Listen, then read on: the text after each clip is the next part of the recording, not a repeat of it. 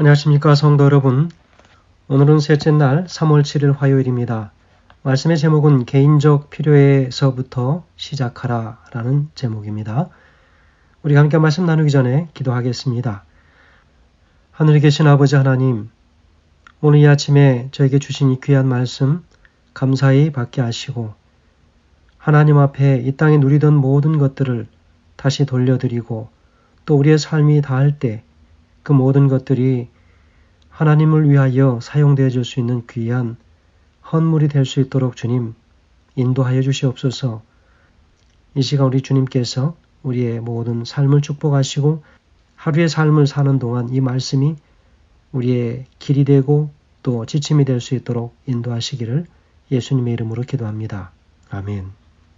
감사합니다. 개인적 필요에서부터 시작하라 라는 말씀이죠. 구약시대 이스라엘 백성들이 살던 대부분의 삶은 농사를 짓거나 짐승을 키우는 목자의 일이었습니다. 그래서 성경에서 많은 경우 하나님의 백성들에게 말씀을 주시거나 또 비유로 말씀하실 때에 늘 그들의 삶의 주변에 있는 농사를 짓는 일이나 짐승을 키우는 일, 여러 가지 일들을 가지고 비유해서 말씀하시는 것을 볼 수 있습니다. 잠언 3장 9절과 10절에서 하나님께서 만일 우리가 재정적으로 그분께 충성하면 내 창고가 가득히 차고 넘치겠다라고 분명히 말씀하셨습니다. 하나님께서 말씀하셨던 것과 같은 창고는 사실 오늘날 백성들이 가지고 있지 않지요. 그런데 이 말씀들을 우리가 이 땅에 살아가는 현대에 맞게 바르게 잘 적용하고 이해할 필요가 있습니다. 이 말씀의 뜻은 우리가 하나님의 말씀에 순종하면 하나님께서 우리의 일과 사업을 축복하시겠다라고 하는 말씀으로 이해하면 될 것 같습니다. 먼저 질문에 잠언 27장 23절에서 27절의 말씀을 읽어보라고 이야기합니다. 내 양떼의 형편을 부지런히 살피며 라고 이야기하고 있습니다. 오늘 이 말씀을 그리스도인들의 삶에 오늘날 어떻게 적용할 수 있는가 라고 하는 질문입니다. 자, 먼저 23절의 말씀 보겠습니다. 내 양떼의 형편을 부지런히 살피며 내 소떼에 마음을 두라. 여러분, 이 말씀의 뜻이 무엇이겠습니까? 내 양떼의 형편을 부지런히 살피며 내 소떼에 마음을 두라. 그렇게 이야기하고 있습니다. 부지런히 살피고 마음을 그곳에 두라고 이야기합니다. 시작부터 끝까지 농사를 짓고 목축업을 하는 일명 우리가 말하는 반농, 반목이라고 표현할 수 있겠죠. 그래서 이 목축업을 하는 것이 이스라엘의 삶의 형편이었습니다. 자신이 소유한 가축을 목동에게만 맡기지 말고 직접 주인인 자신이 나서서 관찰하라고 명령하는 것이죠. 말하자면 가축의 숫자를 하나하나 세어보기도 하고 병든 것이 없는지 자라고 있는지 보라고 하는 것입니다. 그리고 각각의 종류가 어떤 비율로 증가하고 있는지 등에 대해서 세심하게 살피라고 하는 것입니다. 그래서 도표를 만들어 놓고 어떤 몇 마리가 어떻게 됐고 몇 마리가 아프고 다시 태어난 숫자는 얼마고 암수가 어떻게 되는지를 좀 잘 확인하라고 하는 것이지요. 그래서 첫 번째 23절의 말씀은 무엇이냐면 양과 소, 가장 귀한 가축을 소중하게 돌보라고 하는 것이죠. 왜냐하면 그 당시에 그들에게 양과 소 이것은 그들의 재산의 전부였습니다. 가장 중요한 것이었죠. 가장 소중하고 중요한 것을 잘 돌보라고 이야기하는 것입니다. 자, 24절에서는요. 재물은 영영이 있지 못하나니 면류관이 어찌 대대 있으랴 그렇게 얘기했습니다. 무슨 말입니까? 현재 부유하다고 해서 자만할 것이 아니라 재물이란 거품처럼 물거품처럼 날아가 버릴 수도 있기 때문에 그렇게 표현한 것이지요.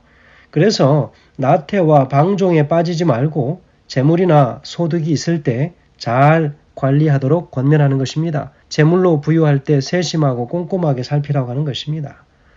25절에서는요. 풀을 벤 후에는 새로 움이 돋는다 이렇게 얘기했습니다. 이 땅이 규칙적이고도 지속적으로 소산물을 내는 것을 강조합니다. 끊임없이 돌아가는 것이죠. 여기에서 말하는 이 풀이라고 하는 것은 데스웨라고 하는 이 히브리어로 써졌는데 이 뜻이 무엇이냐면 풀이라고 하는 것은 사라져 버리거나 곧 떠나버릴 이 물질에 비유적으로 표현한 표현입니다. 그래서 이 말씀에서는 우리는 이 재물이나 지위를 누리는 사람의 이 일시적 기쁨과 아주 대비되는 모습을 볼 수 있지요. 농부가 누릴 수 있는 지속적인 기쁨을 연상시킵니다. 계절이 바뀜에 따라서 산과 들판의 형편이 달라지는 것에 깊은 관심을 가지고 그리고 대체육을 세우기만 한다면 농부는 지속적으로 기쁨을 누릴 수 있다. 끊임없이 자연의 변화를 살펴서 그것들에 맞게 대책을 세우고 계획을 세운다면 농부는 끊임없이 수확물을 얻음으로 기쁨을 유지할 수 있다라고 하는 것을 이야기합니다. 지극한 사랑으로 부지런히 돌보라고 하는 것입니다. 26절에서는 뭐라고 기록하고 있습니까? 어린 양의 털은 내 옷이 되며 염소는 밭을 사는 값이 되며 그렇게 얘기했습니다. 이 이야기가 무엇일까요? 이 밭은 금방 소비해버리고 말 재물과는 달라서 바로 쉽게 소비하거나 빼앗길 수 없는 재산이 되는 것입니다. 이 가축을 잘 기르는 일이 바로 밭과 같은 부동산을 마련하는 일과 연관되어 있음을 이야기하고 있습니다. 여러분 여기에서 말하고 있는 것이 무엇입니까? 이것이 바로 청지기의 삶이 무엇인지를 이야기하고 있습니다. 그래서 23절부터 26절까지 27절까지 그 말씀은 청지기의 삶, 바른 청지기의 삶에 대하여 강조하고 있지요. 그래서 자신에게 주어진 일에 충성을 다할 것을 그렇게 강조하고 있는 말씀이라고 보여집니다. 잠언 27장 27절의 말씀에도 계속해서 나타나고 있는데요. 바로 27절의 그 말씀은 무엇입니까? 염소의 젖은 넉넉하여 너와 내 집 사람의 식물이 되며 내 여종의 먹을 것이 되느니라 라고 그렇게 이야기합니다. 이것이 무엇입니까? 아마도 재정 상황을 검토하고 정확하게 파악을 해두라고 하는 거죠. 그래서 오늘 현대적인 표현으로는 대차 대조표를 작성하고 부채 비율을 정확하게 알고 있어야 된다 그렇게 얘기합니다. 그래서 잘 기른 가축은 그 주인과 그 식구들에게 심지어 그 가정의 종들에게까지 음식을 제공해주는 소스가 된다 그렇게 얘기했습니다. 그래서 23절부터 27절까지는 바로 우리는 이 땅의 소산을 잘 관리하고 가축을 잘 길러서 안정될 뿐만 아니라 번성하는 삶을 사는 평화롭고 풍성한 전원의 한 가정을 생각하게 합니다.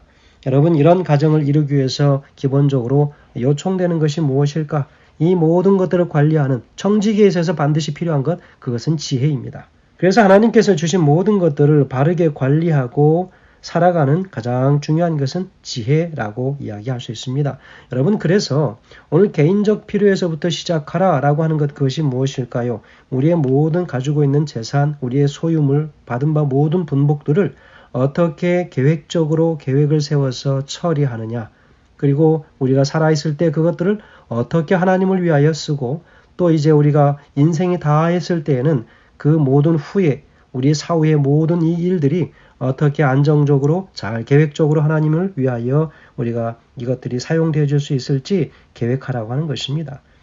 그래서 돈을 버는 기간 동안 종종 우리의 유언 혹은 여러 중요한 문서들 그리고 현재 우리가 가지고 있는 자산의 상태를 잘 검토하고 필요에 따라서 때로 그것을 또 갱신하고 또 업데이트 시키는 그 일은 중요하지요. 그래서 유언이나 여러 신탁하는 이 문서들과 같은 것들은 예기치 못한 때에 맞닥뜨릴 죽음이나 건강상의 문제로 올바른 결정을 내리지 못할 때를 대비하기 위해서 유산 계획을 초기부터 잘 세워놓는 것이 중요하다라고 하는 것을 이야기하려고 하는 것이지요.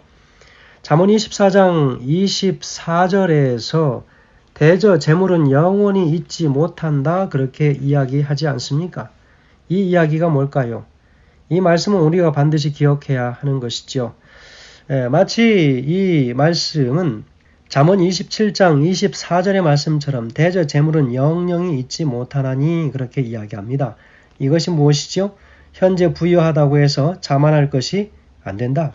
왜냐하면 재물이란 물거품처럼 날아가 버릴 수도 있기 때문에 그래서 나태하고 방종에 빠져서 재물이나 우리가 얻은 모든 이 분복들, 이 소득들을 잘 관리하지 않으면 다 한순간에 사라질 수도 있다라고 하는 것을 이야기하기 위함이지요.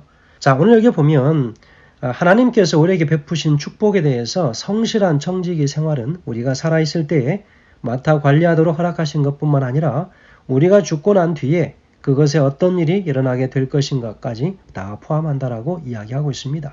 왜냐하면 우리가 받은 축복이 다른 사람에게 축복이 되고 하나님의 사업에 도움이 될지 여부는 지금 우리의 결정에 달려 있다라고 하는 것이 아주 중요한 핵심이라고 볼 수 있겠습니다.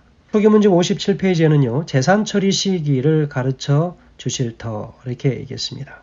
나는 환난의 때가 오기 전에 성도들이 장애가 될 만한 모든 것들을 처분하고 희생을 통해 하나님과의 언약 관계에 들어가는 것이 하나님의 뜻임을 보았다. 만일 그들이 그들의 재산을 제단 위에 올려놓고 어떻게 처리해야 될지를 하나님께 열심히 구한다면 그분께서 그들에게 처리할 때를 가르쳐 주실 것이다. 그리하여 그들은 환난의 때에 자유로울 것이며 그들을 무겁게 내리누르는 장애물을 갖지 않게 될 것이다 라고 기록하고 있습니다. 성도 여러분, 오늘 우리가 중요하게 기억해야 할 것, 그것은 우리는 우리가 하나님께로부터 받은 축복이 다른 사람에게 축복이 될 수 있도록 해야 된다는 것이지요. 하나님의 사업에 도움이 될 수 있도록 미리 그것들을 계획하여 두어야 한다라고 이야기하고 있습니다. 오늘 이 모든 것들은 바로 우리 각자가 그에 대한 필요성을 절실하게 먼저 느끼라고 이야기하고 있습니다. 여러분, 이것은 그저 한 사람에게 가진 것을 그저 돈에 관심이 있어서 그것을 어떻게 하라고 이야기하려고 하는 것이 아니라 하나님께서 하나님의 백성들이 열심히 일하여 기도하며 얻은 축복을, 하나님께서 준 축복을 세상의 잘못된 길로 사용되지 않도록, 그래서 끝까지 하나님의 사업을 위하여 사용되어질 수 있도록 그렇게 모든 길을 마련하라고 오늘 말씀에서 권면하고 있는 것입니다.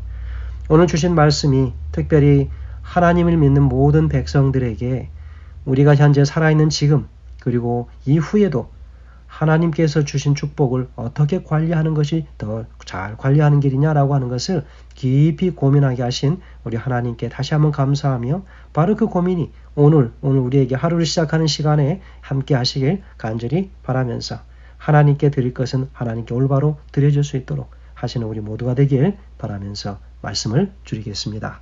감사합니다.